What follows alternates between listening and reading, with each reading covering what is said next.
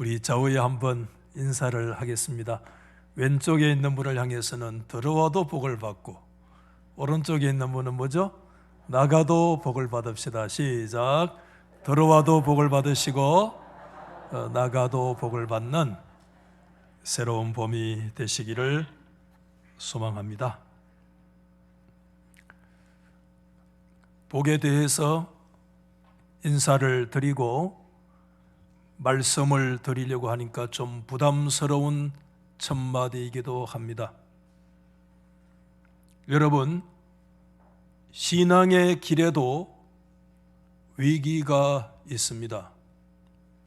심지어 신적인 부르심, 하나님의 부르심으로 시작되는 신앙의 길임에도 인생의 위기와 더불어서 신앙의 위기가 닥쳐올 때가 있습니다. 오늘 우리가 새롭게 만나는 아브라함과 그의 아내 사레는 아직 자신의 이름이 아브라함으로 바뀌기도 전에 아브라함 때 하나님의 말씀으로 부름을 받고 동시에 약속도 받았습니다. 우리가 잘 아시는 위대한 부르심은 창세기 12장 1절과 2절의 말씀인데, 여호와께서 아브라함에게 이르시되 너는 너의 고향과 친척과 아버지의 집을 떠나 내가 너에게 보여줄 땅으로 가라. 하나님의 부르심입니다. 부르심과 더불어 하나님은 약속도 하셨어요. 내가 너로 큰 민족을 이루고 내게 복을 주어 네 이름을 창대하게 하리니 너는 복이 될지라. 이 위대한 하나님의 신적인 부르심을 우리는 잘 기억하고 있는데, 그럴 때 우리가 여기에서 자칫 놓치기 쉬운 한 가지 사실이 있습니다. 그것은 아브라함이 하나님의 부르심을 받을 때의 그 상황이 어떤 상황이었느냐를 우리가 놓치기가 쉬워요. 한마디로 말씀드리면 그때는 불임의 상황이었다라는 것입니다. 창세기 11장 30절 말씀은 사레는 임신하지 못함으로 자식이 없었다라고 말씀하고 있는 아브라함이 하나님의 신적 부르심을 받을 때의 그 상황 자체가 불임의 상태였다라고 하는 것은, 여러분, 아브라함의 기사에 대한 창세기의 이 전후의 문맥 속에서 매우 주요한 영적인 쟁점으로 아브라함의 그 불임의 상황이 자리를 잡고 있다라고 하는 것을 우리가 놓쳐서 안 됩니다. 하나님이 갈대아 우르에 살고 있는 아브라함을 부르신다라고 하는 것은 희망찬 부르심이고, 희망찬 부르심을 따라 그때부터 아브라함은 믿음의 순례의 길에 들어섰는데, 그것은 인간의 그 어떤 것도 아닌 하나님의 약속에 근거하고 있다는 거 우리는 잘 알고 있습니다. 문제는 11장에 아브라함의 불임의 상황을 설명하고 12장에서 하나님은 그를 부르셨는데 그 불임의 상황은 우리가 읽으신 창세기 15장 말씀에 와도 여전히 바뀌지 않고 아브라함의 상황은 역시 불임의 상황이 이어지고 있다라고 하는 사실입니다. 사람은 누구든지 이때쯤 되면 뭐가 내 마음속에 솟아납니까? 반드시 오늘 저와 여러분 속에는 의심이 생겨요. 이게 큰 문제입니다. 하나님의 약속이라고 할지라도 그것이 딜레이되고 그것이 장기적으로 연장되고 그것이 지연되어져서 언제 기약이 없을 때 우리의 마음속에 일어날 수밖에 없는 것은 의심이 생겨날 수밖에 없는,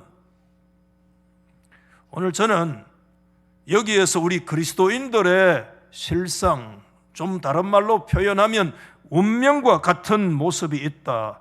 우리는 불임에 반하는 하나님의 부르심의 희망을 품고 있습니다마는 오늘 저와 여러분의 삶의 현실은 여전히 불임과 더불어 살아가야 되는 자들이 우리 그리스도인들의 모습이 아닌가 하는 생각을 지울 수가 없습니다. 하나님의 약속은 분명한데 우리의 삶의 정황들이 그 약속들과 한결같이 어긋날 때, 하나님의 약속과 여러분들의 삶의 상황들이 일치가 되고 있습니까? 아니면 하나님의 약속과 하나님의 그 위대하신 약속과 저와 여러분들의 삶의 상황이 사사건건마다 지금 어긋나고 있지 않습니까? 어긋나고 있을 때, 그때 우리는 계속해서 하나님의 약속들을 끝까지 신뢰해야만 합니까, 여러분? 우리의 상황과 하나님의 약속이 어긋날 때, 일치가 깨어질 때, 우리는 그때도 하나님의 약속만을 오로지 우리가 신뢰하며 나가야 합니까? 신뢰하고 나갈 수 있으려면 우리가 어떻게 해야 그렇게 할 수가 있느냐? 장세기의 주석가인 월트 브루그만에 대한 얘기를 종종 드렸는데 참 이 창세기 주석의 탁월한 신학자라 생각을 가지면서 그분은 이 부분에 대해서 이 상황을 이렇게 얘기를 했어요. 아브라함은 바로 지금 어디에 걸렸느냐 하면, 우리 한번 다 받아합시다. 걸림돌에 직면해 있다, 이렇게 얘기하면서, 그러면서 이렇게 얘기한 거예요. 아브라함을 믿음의 조상으로 만든 것은 걸림돌이 없는 게 아니었다는 거예요. 경상도 말로 아무 문제도 없는, 걸림돌도 없이 똑바로 그냥 나가는 그런 삶이 아니라, 아브라함이 믿음의 조상으로 만든 것은 그가 이 걸림돌을 받아들였기 때문이다. 여러분 잘 이해 안 되지만, 여러분 오늘 이 말씀은, 이런 말씀은 믿음으로, 아멘으로 받아야 돼요. 아브라함을 믿음의 조상으로 만든 것은 결과적으로 그가 걸림돌을 버린 것이 아니라 그 걸림돌을 받아들인 것에 있다. 걸림돌 여러분 모르는 분 있어요? 걸림돌 모르는 분 없잖아요. 그래도 제가 국어사전 찾아봤어요. 걸림돌이 뭔가. 넘어지는 거 걸림돌이에요. 그러나 그런 뜻만 있는 게 아니라 두 번째 뜻이 있어요.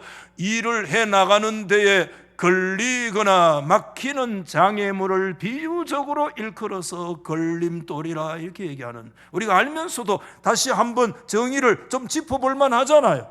우리의 신앙을 걸어감에 있어서 걸리거나 막히는 장애물, 우리의 인생의 길을 걸어갈 때 뭐 걸리거나 막히는 그런 이런저런 개인마다 종류는 다 다를 수 있는 그런 장애물들이 우리 가운데 오는데 그게 걸림돌이야. 아브라함에게 걸림돌은 무엇이었느냐? 하나님이 그를 위대한 신적인 부르심으로 부르실 때부터 그는 무슨 상황이었느냐? 태가 닫히는 거 하나님의 역사인데, 하나님이 아니면 그 태를 열 수 있어요? 굳게 닫힌 생명의 문을 인간의 힘으로 열어갈 수 있어요? 불임의 상황이 아브라함이 만났던 그런 큰 걸림돌의 상황입니다. 여러분, 오늘 우리는 아름다운 모습으로 이 자리에 예배를 드리고 있습니다마는 저에게 걸림돌이 있으며 여러분의 생애 속에 걸림돌이 있습니다. 우리가 이 걸림돌을 대수롭게 여길 수 없는 것은 이 걸림돌 문제로 인생의 위기는 도대체 어디로 연결되는가 하면 영적인 위기로, 우리의 신앙의 위기로 우리를 몰아가기 때문에 대수롭게 여겨서는 안 됩니다.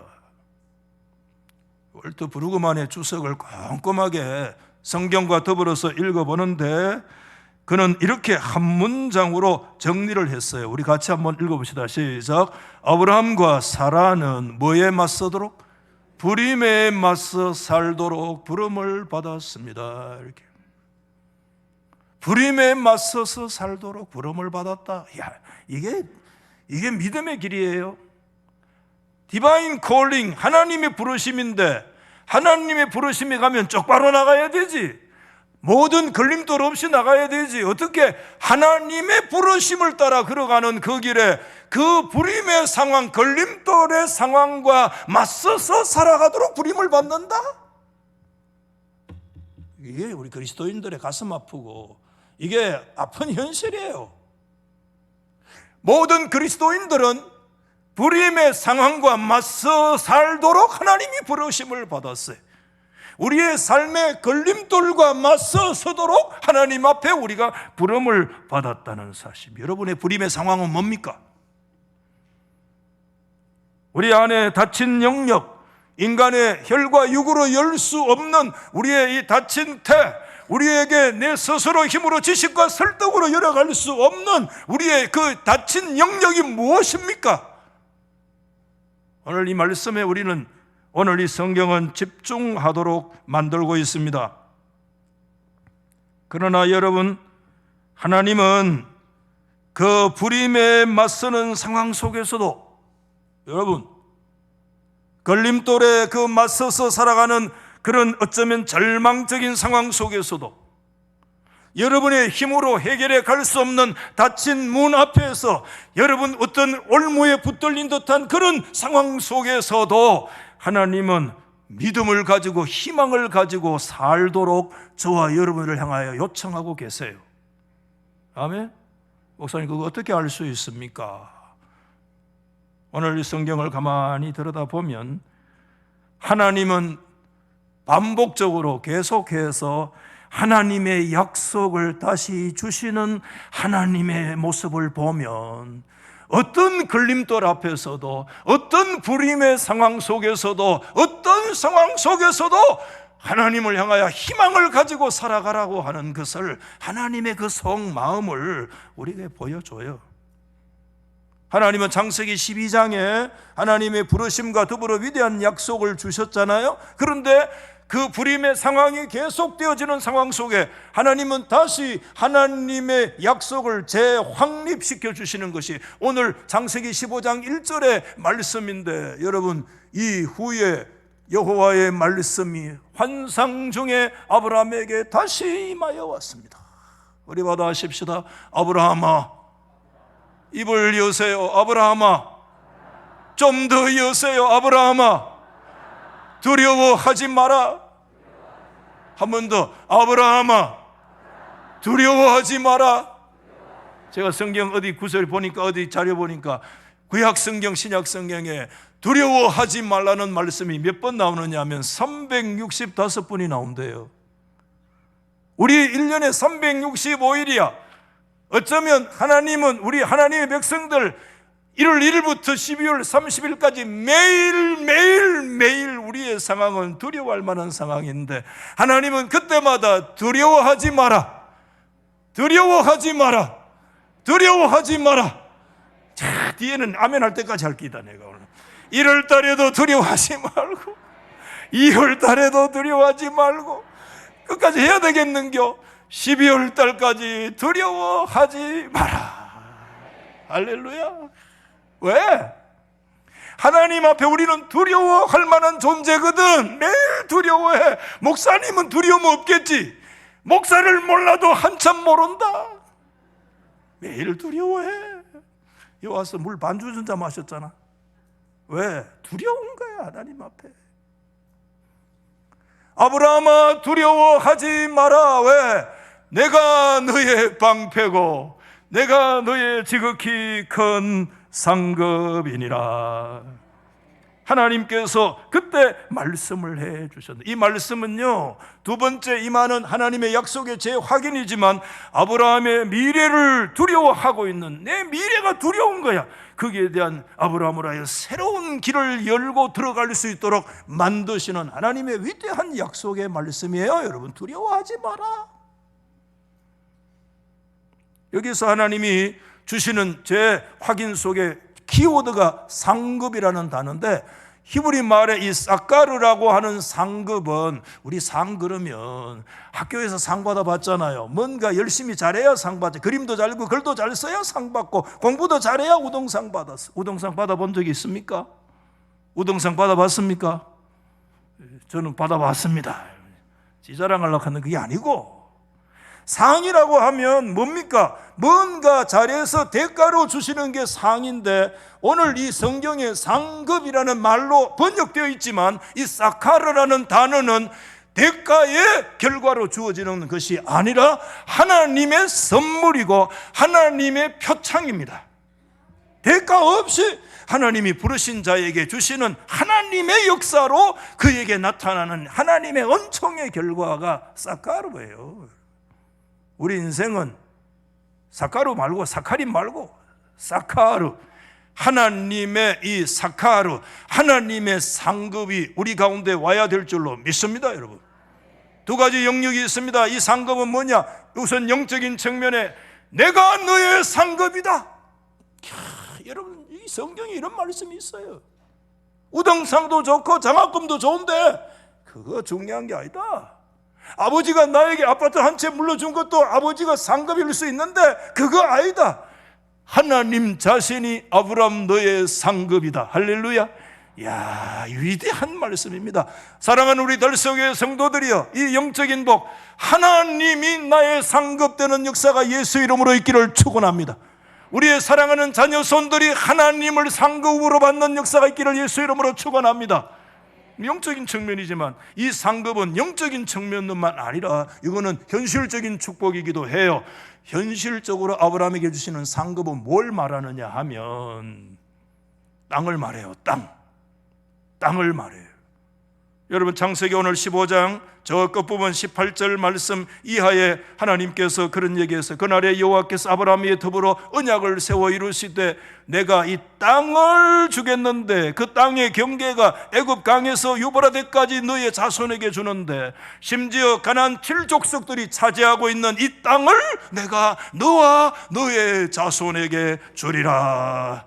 상급의 영적인 것은 하나님이 우리의 상급이지만 그 상급의 현실은 뭐로 나타났냐? 아브라함에게는 땅으로 나타났다는 사실을 보여주고 있어요. 근데 땅이라고 하는 사실이 아브라함에게 정말 가슴 아픈 거예요. 왜? 땅은 당대만을 위해서 주시는 게 아닙니다.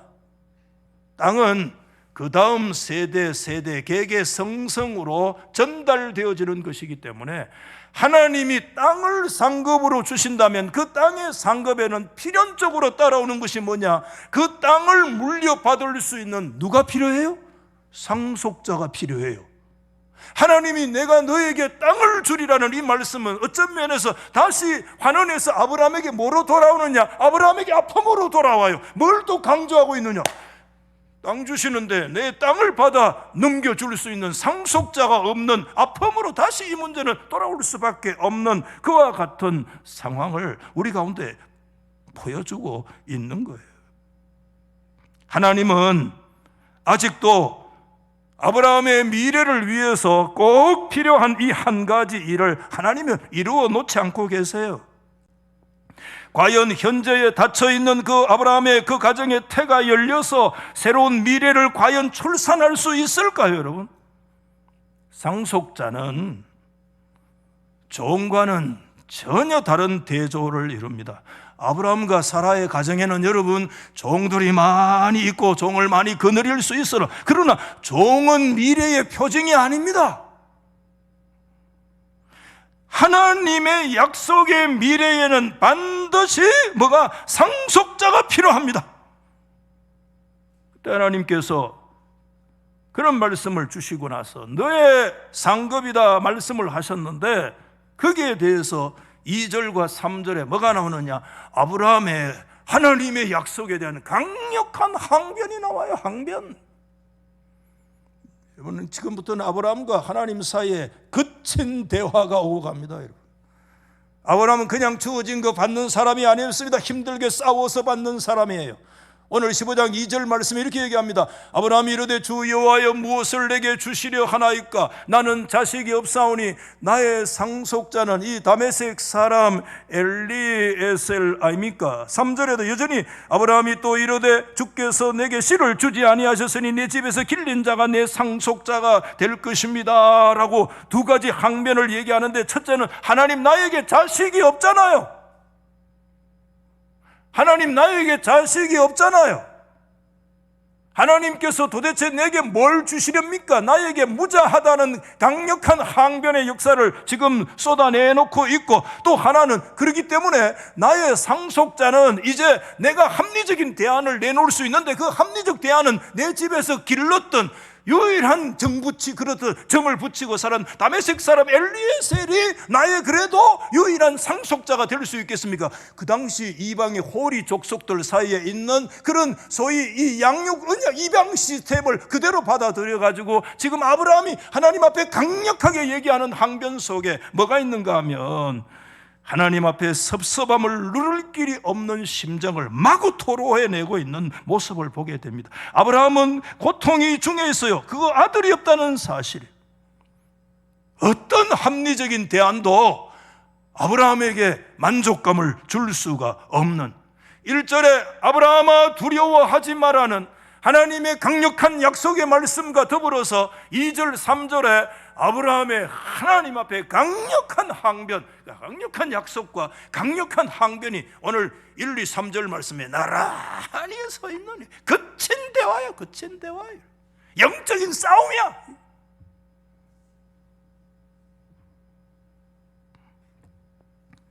도대체 지금 아브라함의 가정에서 하나님의 약속이 성취된다는 거 완전히 불가능한 거예요. 하나님의 그 약속이 도대체 설득력 자체를 잃어가고 있는 여러분 상황이에요. 여러분, 오늘 우리의 상황 속에서 하나님의 약속이 설득력을 잃어가고 있는 분들 있죠. 우리의 상황이 하나님의 약속 성취는 도대체 불가능하고, 하나님의 거룩한 성취 자체는 완전히 물 건너 간 듯한 이와 같은 상황 속에 그런 분들이 있습니까? 그러면 여러분 계속해서 하나님의 말씀을 더 들여다보시길 바랍니다. 여러분, 왜? 하나님은 그곳에서 중단하지 않으셨기 때문에, 하나님은 그 자리에서 포기하지 않으시는 하나님. 두 가지 아브라함의 강력한 항변 후에 여호와 하나님께서 약속을 다시 한번, 세 번째 그에게 강조하시는 말씀이 있는데, 그게 여러분 창세기 15장 4절과 5절의 말씀인데, 자, 우리 같이 한번 읽어보시죠. 시작. 여호와의 말씀이 그에게 임하여 이르시되, 뭐죠? 그 사람이 네 상속자가 아니다. 너의 합리적인 대안이 엘리에셀이 네 상속자 아니다. 그런 말 단호하게 얘기하시면서, 신구약 성경에 하나님의 신앙에서 가장 장엄한 선포의 말씀이 일어나는데, 그게 뭐냐? 너의 몸에서 날짜가 네 상속자가 되리라.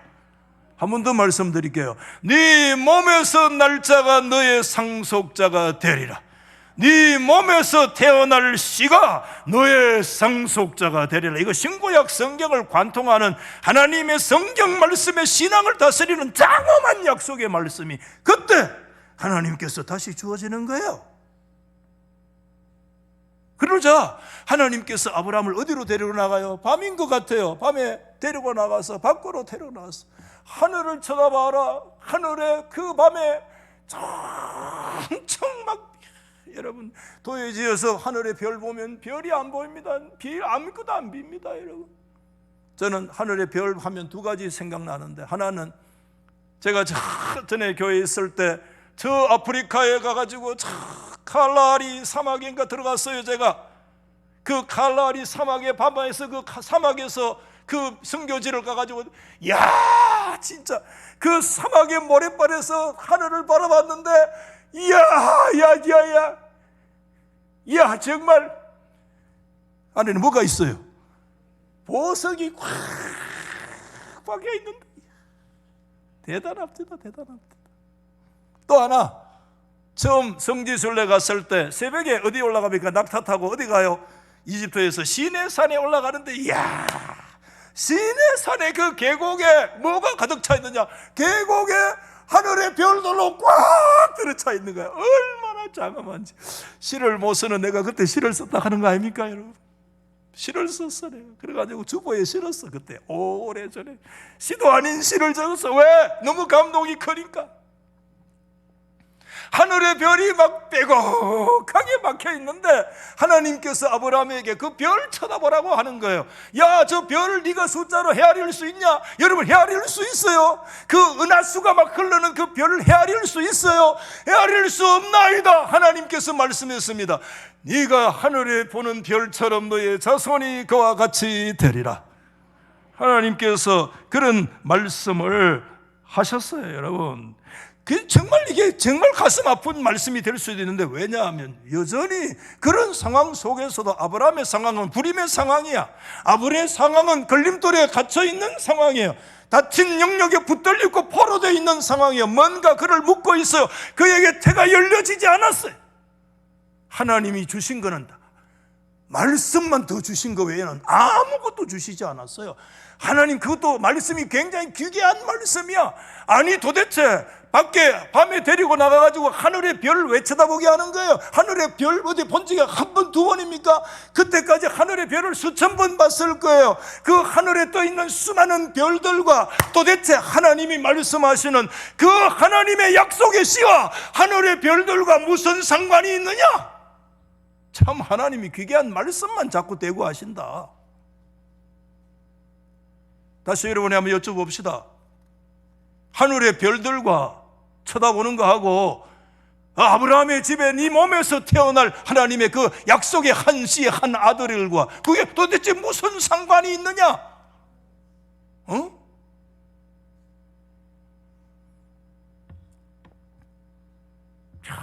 여러분, 월터 브루그만 이 부분에 딱 연결을 하더라고요. 이렇게 얘기를 했어요. 브루그만은 한번 읽어 같이 시작. 우리를 돌보시는 하나님의 뭐죠? 주권이야말로 이 두 가지 뭐와? 아들의 약속과 하늘의 별들을 뭐 하셔? 연결시키는데, 계속 셀 수 없이 많은 별들을 창조하신 하나님은 잉태치 못하는 아브라함의 가정을 위해서 아들을 만드실 수 있느니라. 할렐루야. 여러분, 성경 시편은 하늘의 아름다운 무별을 창조하신 너의 인생이 무엇이며 인간이 무엇이냐? 무별과 우리 인생은 무슨 상관이 있느냐? 상관이 있다는 겁니다. 하늘의 무수한 별들과 여러분 아브라함의 가정에 주셨던 그 약속은 상관이 있다는 것입니다. 그건 뭐냐? 하나님의 주권적인 능력 안에서만 둘 사이가 연결되어, 하나님의 주권적인 능력은 천지 만물의 하늘의 별들을 창조하신 분은 살아계신 하나님이신 줄 믿으시면 아멘. 그 하나님께서 주권적인 창조의 능력을 네가 진실로 믿는다면 그 창조주 하나님의 주권은 너의 닫힌 태를 열 수 있을 거다. 아멘. 한 생명을 지으실 것이며 한 생명을 불러내실 것이며 위대한 하나님의 탄생, 하나님의 위대한 창조와 하나님의 탄생과 창조의 역사를 너의 눈으로 네가 보게 될 것이다. 하나님이 말씀을 하신 거예요. 그러자 여러분, 그 말씀을 받은 그 위대한 주장이 아니야. 그건 하나님의 위대한 계시의 말씀인데, 그 계시의 말씀을 받은 아브라함의 결론이 드디어 15장 오늘 6절 말씀에 나타나는데, 시작. 아브라함이 여호와를 뭐하니? 믿으니 여호와께서 이를 그로 그의 의로 여기셨느니라. 신구약 성경에서 가장 위대한 믿음의 구절이 오늘 여기에 드디어 언급되는 거예요. 우리가 여러분 프로테스탄트 개신교회가 믿음으로 의롭게 되어진다, 이신칭의다, 이신덕이라고 하는 사상은 루터의 사상 아니라 켈빈의 사상 아니라 그것은 그 이전에 이미 아브라함 때 하나님께서 아브라함의 삶을 통해서 이루어 가셨던 하나님의 구원 역사는 믿음을 받으시고 그것을 의로 여기셔 하나님의 구원을 이루어 가시는 위대한 역사를 하나님께서 이끌어 가신 줄로 믿습니다. 놀라운 사실, 이게 결론인데, 여기에서 히브리 말에 아브라함이 여호와를 믿으니라고 하는 이 믿으니라는 히브리어 단어가 받아해 보십시다. 아만 뭐하고 비슷해요? 우리가 뭐하고? 아멘하고 아만하고 똑같은 뜻이에요. 이 아만에서 아멘이 나오는 거예요. 우리가 하나님 앞에 아멘 아멘 하는 것은 믿습니다 이런 뜻이에요. 하나님의 말씀대로 믿습니다. 저분의 기도대로 믿습니다. 저분의 기도에 믿음으로 동의합니다. 저분의 기도대로 하나님께서 이루어 가실 줄 아멘, 아멘, 아멘, 아멘. 그래서 빅터 해밀턴은 이 구절을 뭐라고 얘기했나? 받아십시다. 아브라함은 하나님 앞에 아멘으로 화답했다. 믿음의 역사는 아멘의 역사인 줄 믿습니다. 우리가 그냥 덮어놓고 우리가 아멘하는 건 많지만 기독교의 아멘은 그냥 덮어놓고 나온 아멘이 아니라 하나님이 주시는 믿음을 받아 하나님 여호와를 믿어 아멘 할 때 우리가 아멘 하고 하나님 앞에 하나님의 영광을 드러내게 될 줄로 믿습니다. 하나님 앞에 아브라함은 아멘으로 화답한 역사가 이게 아브라함의 결론이야. 근데 여러분 너무 쉽게 결론을 낼 수 없잖아요.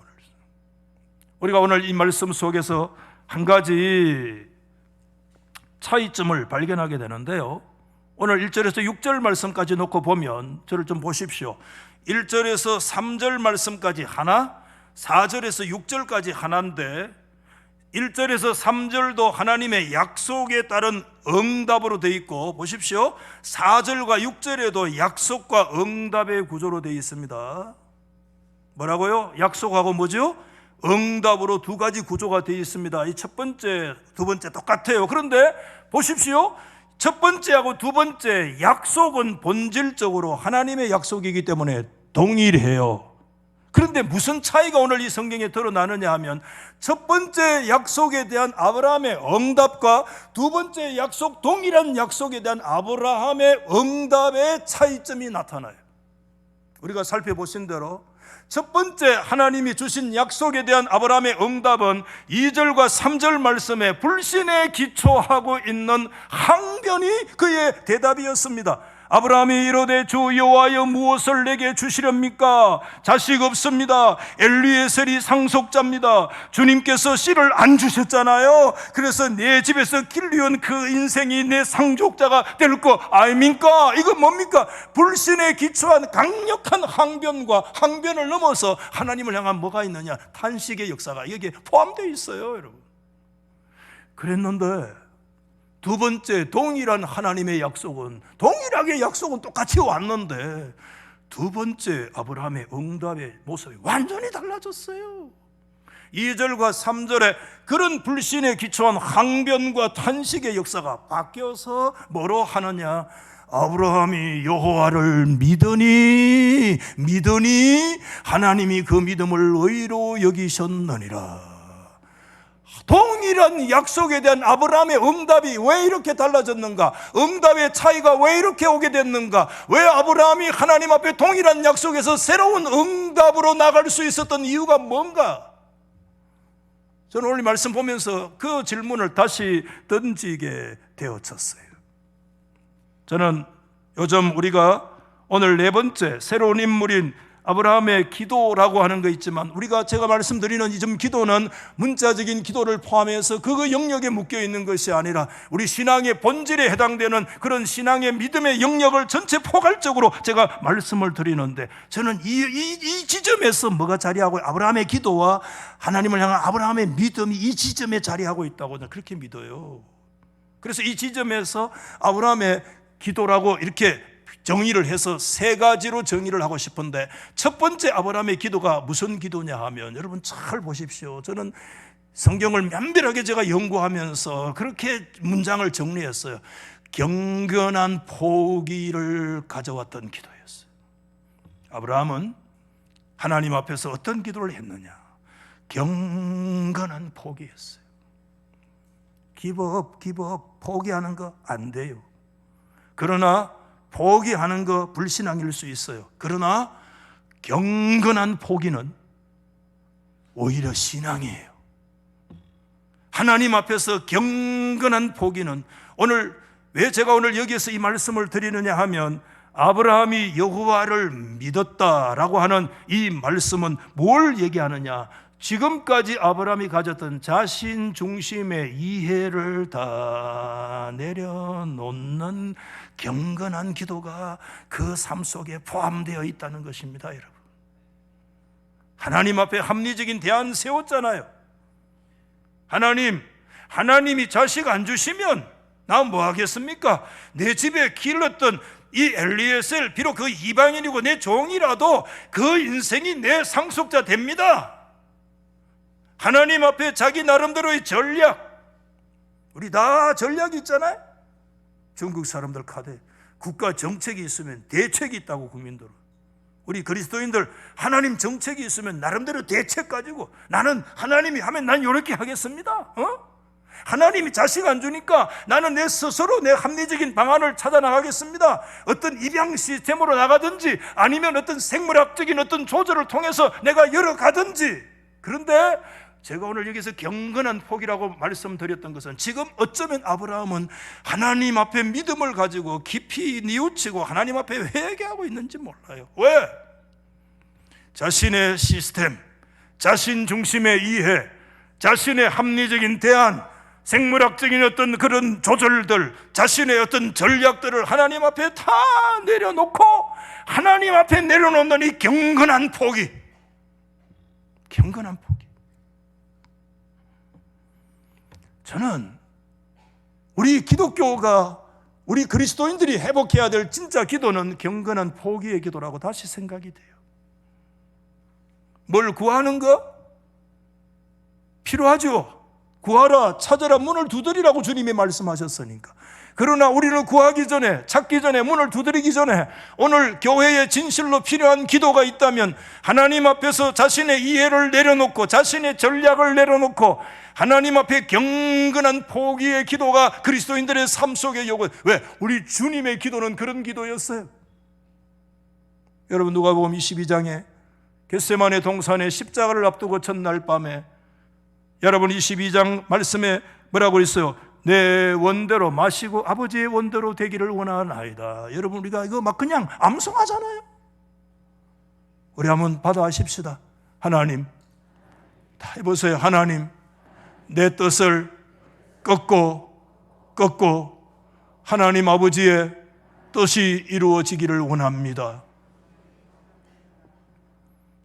여러분, 이 기도가 하나님 앞에 온전히 드려지기 위해서 이게 쉽게 되는 기도입니까? 여러분, 쉽게 됩니까? 여러분의 뜻이 쉽게 꺾입니까? 예수 우리가 그렇게 오래 믿었는데 여러분, 우리의 정욕이 쉽게 꺾입니까? 우리의 원욕이 쉽게 뿌리 뽑힙니까? 내 뜻대로 하지 마시고 하나님 아버지의 뜻대로 되기를 원한다는 이 기도는 보통 기도가 아닙니다. 예수님이 이 기도를 드릴 수 있기 위해서 그 다음에 예수님 어떻게 기도하셨는가가 그 다음 구절에 나왔어요. 예수께서 어떻게 해요?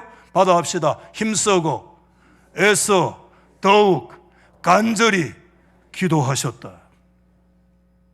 예수님은 예수님이니까, 하나님이시니까, 신이니까 예수님은 그냥 아버지의 뜻을 따라 내 뜻대로 하지 마시고 그렇게 기도했겠지라고 얘기한다면 그건 이단입니다.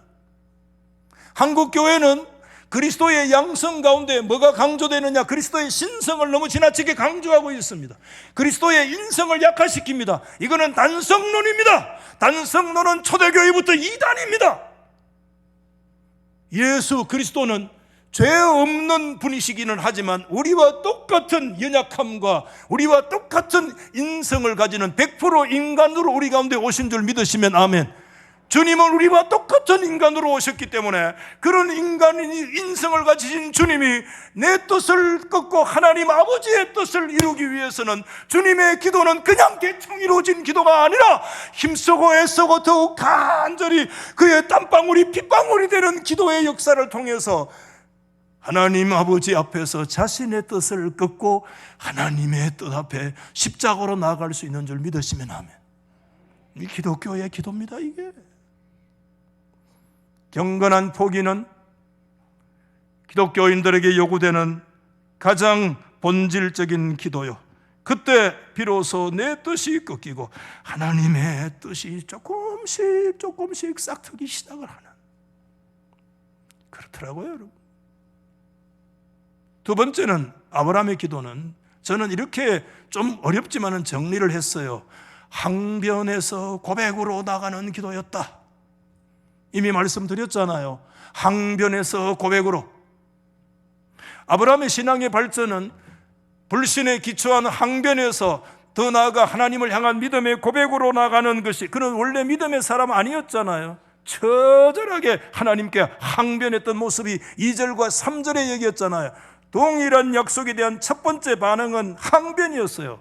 그런데 그가 6절 말씀에 동일한 약속 말씀을 붙들고 6절에서는 하나님을 믿는, 하나님을 고백하는 항변의 사람이, 여러분 불평의 사람이, 원망의 사람이 어떻게, 언제 고백의 사람으로 나갈 수 있을 것인가? 우리가 예수를 몇 년 믿어야 항변의 감기가 떨어지고 살아계신 하나님을 향한 고백의 자리로 우리가 우뚝 설 수 있을까? 예수 몇 년 믿어야.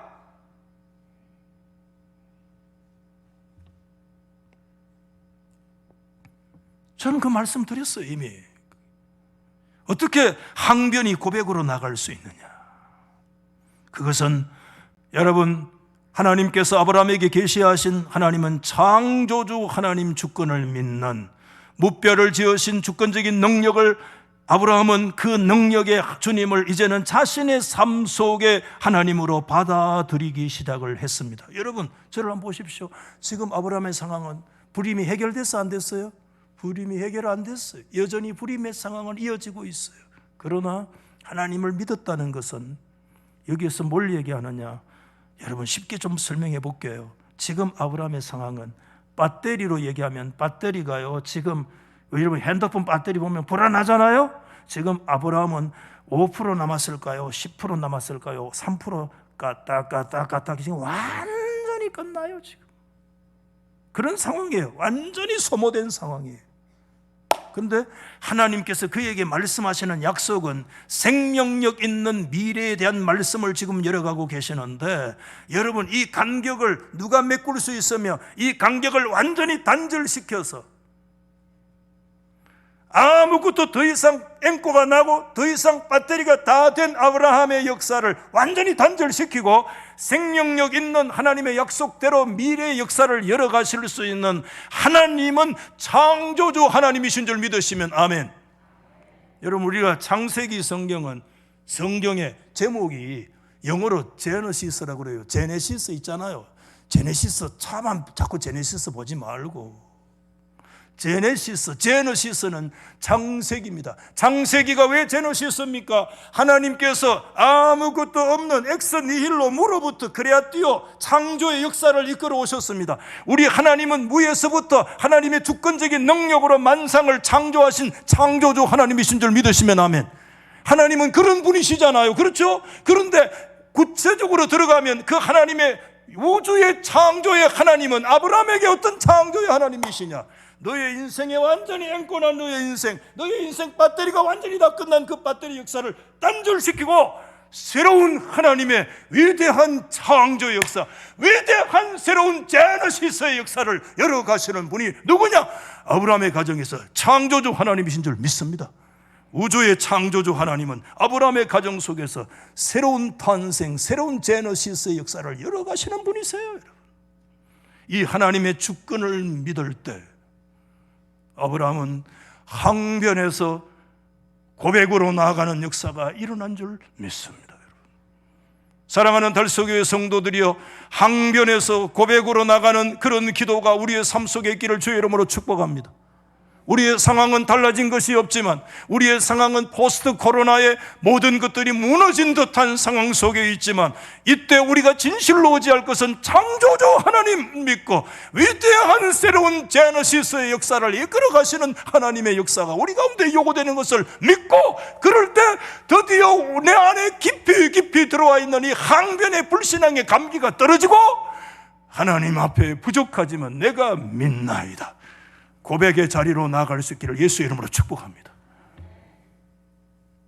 마지막, 그의 기도는 성경을 관통하는, 저는 다른 말로 적을 수가 없겠더라고요.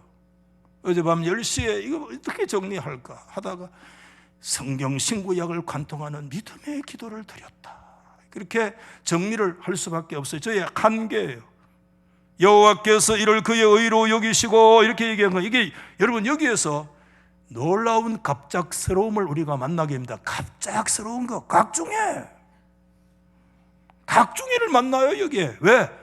방금 전까지 하나님의 동일한 약속에 대해서 철저하게 불신에 항변했던 그가 갑자기 뭐가 되느냐? 여호와 하나님을 믿으니 하나님 앞에서 의로 여겼다. 이 갑작스러움에 우리는 당황스러울 수밖에 없어요. 그런데 여러분, 이 갑작스러움의 모습이 기독교의 깊은, 기독교의 가장 위대한 진리가 이미 아브라함의 갑작스러움의 역사 속에서 우리 가운데 계시되고 있어요. 기독교의 역사는 서서히 주입을 해가지고 되는 역사가 아니에요. 기독교의 역사는 성화를 믿기는 하지만 창조와 탄생은 갑작스럽게 일어납니다. 창조는 갑작스럽게 나타납니다. 생명 탄생은 갑작스럽게 나타나는 거예요. 아멘. 뭘 받아들일 때? 하나님 여호와를 믿을 때 하나님은 그 믿음을 보시고 그를 하나님의 의로 여기셔서 너희의 의로 말미암아 믿음으로 의롭게 되고 믿음으로 구원받아 믿음으로 하나님의 자녀되는 역사가 갑작스럽게 믿음 가운데 일어나게 될 줄 믿습니다. 기독교 신앙은 갑작스러운 신앙입니다, 여러분. 아멘. 방금 불신앙이 믿음으로 하나님 앞에 의가 되는 게 기독교 신앙입니다, 여러분. 로마서 4장에 바울은 말씀했잖아요. 4장 여러분 20절 이하의 로마서 4장입니다. 믿음이 없어 하나님의 약속을 의심하고 아브라함을 얘기합니다. 믿음으로 견고하여져서 하나님께 영광을 돌리며 약속하신 그것을 능히 이루실 줄을 확신하였으니 그러므로 그에게 의로 여겨졌느니라. 아멘. 여러분, 이것이 어찌 아브라함에게만 이루어질 은총이겠는가? 바울은 위대한 구원의 진리를 계속 저와 여러분을 향해서 선포하고 있습니다. 23절 24절 말씀에 보면 그에게 의로 여겨졌다는 이 기록된 말씀은 어찌 아브라함 혼자만을 위한 것이겠냐? 의로 여기심을 받을 우리도 위함이니. 할렐루야. 우리가 여기에 드디어 들어갑니다. 왜? 누구 때문에? 우리 주 예수 그리스도 죽은 자 가운데서 살리신 이를 믿는, 예수 그리스도가 죽음에서 살아나 부활을 믿고 예수 믿는 사람은 아브라함이 믿음으로 의에 이뤘던 그 자리에 예수 믿는 믿음을 가진 사람은 하나님이 그 믿음을 보시고 너의 믿음으로 의롭게 되어졌느니라. 이 기독교의 진리야. 갑작스러운 역사야 이게. 할렐루야. 여러분, 아브라함은 어떤 역사를 경험한 줄 아세요? 바울은 이렇게 고린도후서 5장 17절 말씀, 누구든지 그리스도 안에 있으면 뭐라고요? 새로운 피조물, 새로운 창조의 역사, 창조물이에요. 이전 것은 지나갔으니 보라 새 것이 되었도다. 이 모든 것은 하나님께로부터 났는데 우리로 그분 예수 그리스도 십자가 죽으신 그분 안에서 하나님의 의가 되게 하려 하심이니라. 할렐루야. 이 역사가 갑작스럽게 믿음으로 우리 가운데 주어져 있는, 오늘 말씀을 마치겠습니다. 하나님의 부르심 안에도 위기가 있고 하나님의 그 부르심 안에 뭐가 있느냐? 걸림돌이 탁 버티고 있어. 아브라함은 그 걸림돌을 받아들일 때 믿음의 조상이 될 수가 있었습니다. 성도 여러분, 우리가 이 걸림돌 앞에서 하나님 앞에 내 뜻을 내려놓은 경건한 포기의 기도, 항변해서 하나님의 의를 믿는 고백의 기도로 신구약 성경과 우리의 인생을 관통하는 믿음의 거룩한 기도가 그리스도 안에서 일어나 아브라함의 믿음에 함께 동참해 위대한 신앙의 승리를 가져오는 그런 역사 있기를 예수 이름으로 축원합니다.